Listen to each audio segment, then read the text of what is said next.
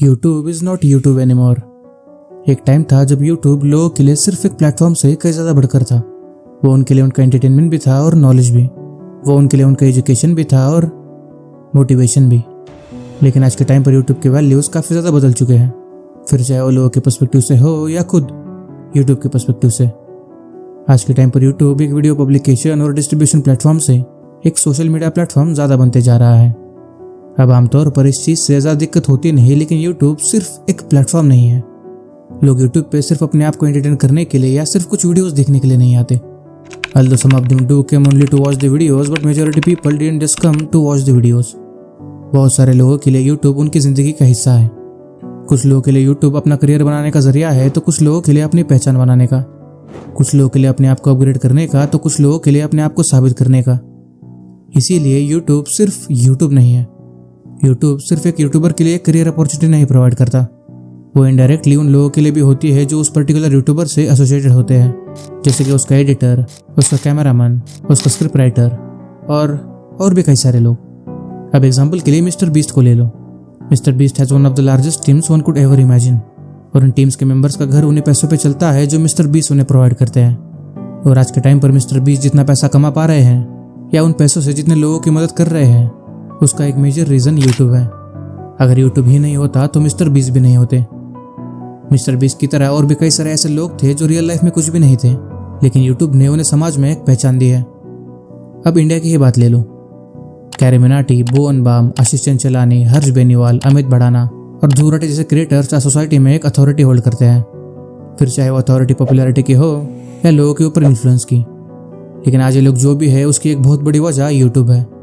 और एक बार फिर से कहूँगा, अगर यूट्यूब एग्जिस्ट ही ना करता तो शायद ये लोग हमें ऐसा देखने को नहीं मिलते। अब यहाँ पर कुछ लोग कहेंगे कि उनके पास टैलेंट था इसलिए आज वो वहाँ पर है, and you are absolutely right. लेकिन अगर आपका टैलेंट दिखाने के लिए आपके पास प्लेटफॉर्म ही नहीं होगा तो आप उस टैलेंट का करोगे क्या? और इसीलिए इसी प्लेटफॉर्म को प्रोवाइड करने का काम यूट्यूब करता है। लेकिन अगर आप पिछले 5-6 साल उठा के देख लो तो there is not a single creator who is as influencing as this creators. तो क्यों आज के टाइम पर ऐसा एक भी क्रिएटर नहीं है जो आशीष या भुवन जैसे पॉपुलैरिटी होल्ड करता हो? इस सवाल का जवाब काफ़ी आसान है, और वो जवाब है खुद यूट्यूब। मैंने कुछ देर पहले आपसे कहा था कि यूट्यूब सिर्फ यूट्यूब नहीं है, लेकिन आज के टाइम पर इस वाक्य को थोड़ा बदलना होगा और कहना होगा यूट्यूब सिर्फ यूट्यूब नहीं था। क्योंकि अपने आप को औरों से ऊपर दिखाने के लिए यूट्यूब धीरे धीरे करके अपना रियल एसेंस हमेशा के लिए खोता जा रहा है, और इसकी बहुत वजहों में से एक वजह है शॉर्ट फॉर्म कंटेंट।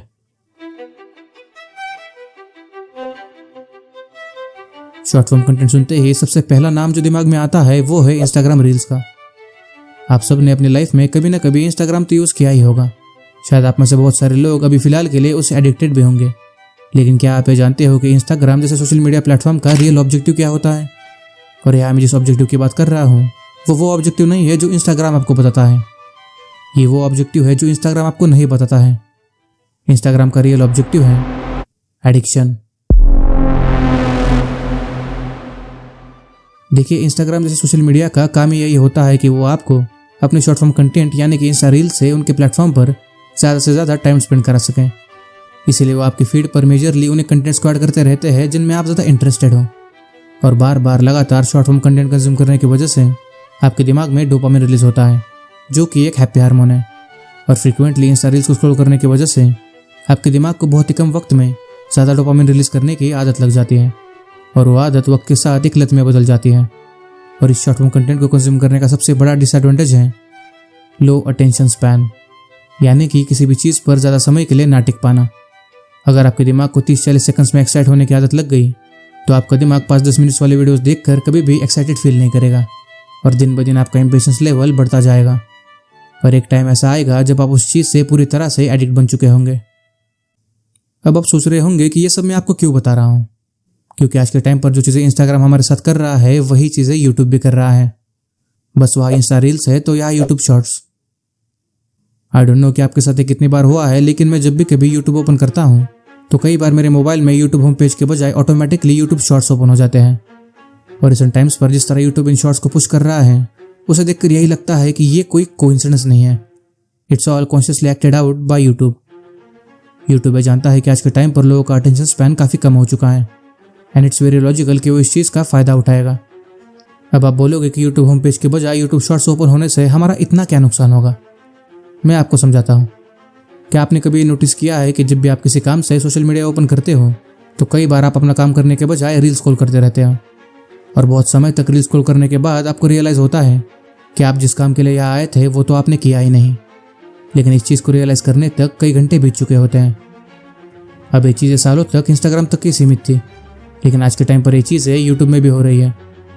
बहुत बार आप किसी काम से यूट्यूब तो ओपन करते हो, मगर कई बार आप यूट्यूब शॉर्ट्स में ही उलझे रह जाते हो, और एक समय बाद आप ये भी भूल जाते हो कि आपको कोई काम भी था। देखिए, किसी भी सोशल मीडिया को बनाया इस तरीके से जाता है कि वो आपको उनके प्लेटफॉर्म पर ज़्यादा से ज़्यादा एंगेज रख सकें, फिर तरीका चाहे कोई भी हो, और इस चीज़ में यूट्यूब कोई एक्सेप्शन नहीं है।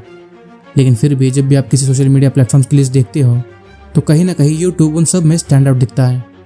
अब उसके पीछे कई सारे रीजंस हो सकते हैं, लेकिन शॉर्ट फॉर्म कंटेंट उनमें से एक नहीं है।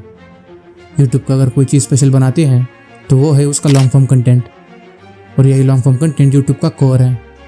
लेकिन आज के टाइम पर यूट्यूब अपने आप को औरों से ऊपर दिखाने के लिए अपने इसी कोर को सेक्रीफाइस करते जा रहा है, और इसका सबसे बड़ा कारण है यूट्यूब शॉर्ट्स।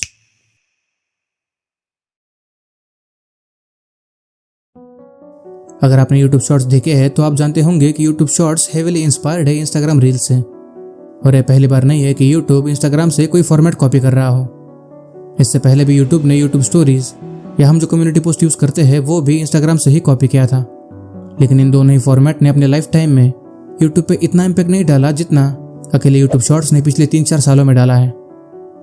यूट्यूब शॉर्ट्स एक ऐसा टॉपिक है जिसके ऊपर मैं एक अलग वीडियो बनाने वाला था, लेकिन शायद इस वीडियो को इस टॉपिक की ज़्यादा ज़रूरत है।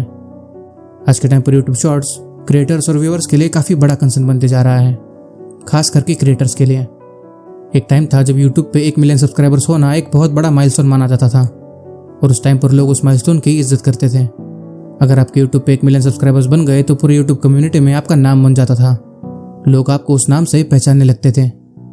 लेकिन ये चीज़ें 2020 से बदलनी शुरू हुई, क्योंकि 2020 में टिकटॉक बैन हो गया, और इसी चीज़ का फ़ायदा उठाने के लिए इंस्टाग्राम ने इंस्टा रील्स नाम का एक फीचर लॉन्च किया, जो कि टिकटॉक की ही तरह एक शॉर्ट कंटेंट फीचर था।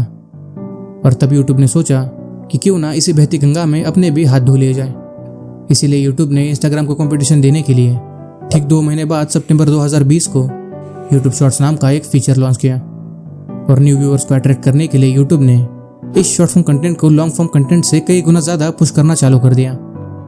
जहाँ लॉन्ग फॉर्म कंटेंट के चैनल्स को मोनेटाइज होने में 1-2 साल लग जाते थे, वही शॉर्ट फॉर्म कंटेंट के चैनल्स 1-2 महीने में ही मोनेटाइज होने लगे। और जब क्रिएटर्स को ये बात नोटिस होने लगी तो कई सारे पुराने और कई सारे नए क्रिएटर्स ने अपना कंटेंट शॉर्ट फॉर्म में शिफ्ट करना चालू कर दिया, और एक टाइम पर यूट्यूब पे शॉर्ट फॉर्म कंटेंट इतना ज़्यादा बढ़ गया कि लोगों का अटेंशन स्पैन कम होता ही चला गया, जिसका बहुत बड़ा नुकसान लॉन्ग फॉर्म कंटेंट के क्रिएटर्स को उठाना पड़ा। क्योंकि लोगों का अटेंशन स्पैन कम होने की वजह से बहुत सारे लोगों ने लॉन्ग फॉर्मेट का कंटेंट देखना ही बंद कर दिया, जिसकी वजह से जो क्रिएटर्स लॉन्ग फॉर्म कंटेंट बनाते थे उनके वीडियोस पे बहुत ही कम व्यूज़ आने लगे, और इसी के कारण किसी ने अपना कंटेंट शिफ्ट कर लिया तो कोई यूट्यूब ही छोड़ के चला गया। और आज के टाइम पर चीज़ें इतनी ज़्यादा ख़राब हो चुकी हैं कि कोई भी नया क्रिएटर लॉन्ग फॉर्म कंटेंट बनाना ही नहीं चाहता, कोई मेहनत और स्ट्रगल करना ही नहीं चाहता।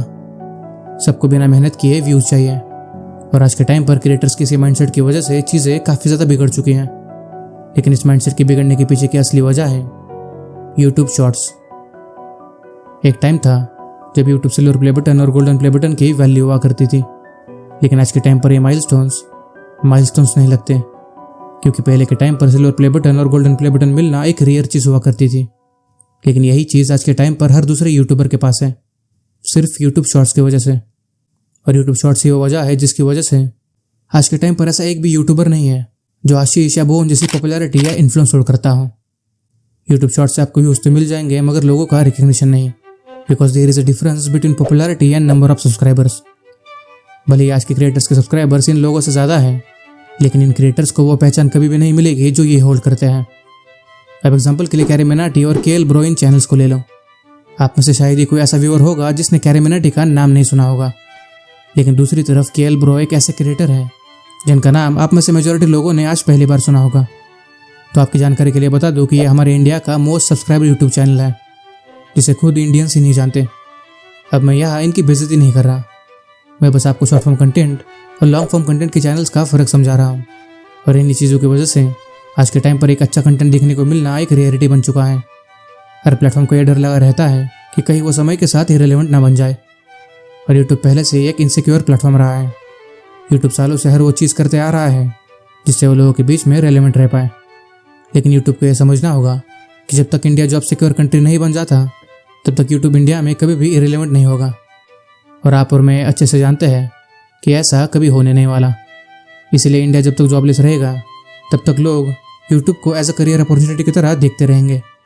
लेकिन अगर यूट्यूब खुद ही अपनी डाइवर्सिटी को तबाह करता रहेगा तो रिलेवेंसी का तो पता नहीं, मगर यूट्यूब एक नया इंस्टाग्राम ज़रूर बन जाएगा।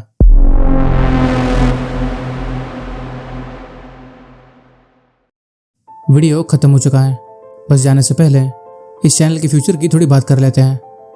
देखिए, ये मेरा इस चैनल का सबसे पहला वीडियो है और इस चैनल को लेकर मेरे कुछ गोल्स हैं। मैं इस चैनल के नीच को थोड़ा डाइवर्सिफाइड रखना चाहता हूँ, जिसमें मैं कई सारे टाइप्स की वीडियोस को कवर करूँगा, जैसे कि कंट्रोवर्शियल वीडियोस, साइकोलॉजिकल और philosophical videos, book reviews, character analysis, documentaries और भी कई सारे टाइप्स की वीडियोस। इसीलिए अगर आप इस चैनल को सब्सक्राइब करने का सोच रहे हो तो प्लीज़ आप अपनी विजन को थोड़ा डाइवर्सिफाई कर लीजिए और मेरा साथ दीजिए। यकीन मानिए, इस सफ़र में काफ़ी मज़ा आने वाला है।